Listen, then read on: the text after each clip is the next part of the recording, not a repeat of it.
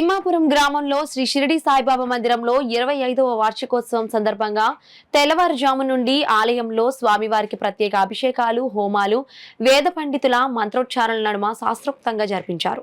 ఆలయ నిర్వాహకులు సాయి, పిల్లి వెంకటేశ్వరరావు, గ్రామ నాయకులు మాధవరపు తాతాజీ పర్యవేక్షణలో భారీ ఎత్తున అన్న సమారాధనను నిర్వహించారు. ఈ కార్యక్రమంలో తాతాజీ యూత్ సభ్యులు, కూటమి నాయకులు, గ్రామ పెద్దలు పాల్గొన్నారు. పూజలు హోమంలో జరిగినవి. ఈ తిమ్మాపురం గ్రామస్తుల సహకారంతో తాతాజీ గారి ఆధ్వర్యంలో జరపబడుతుంది.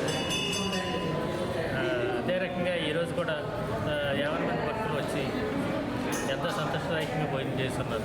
అదే సంతోషిస్తున్నారు. అందరూ కట్టిద్దామని అనుకుని సాయిబాబా అందరూ కట్టించారు.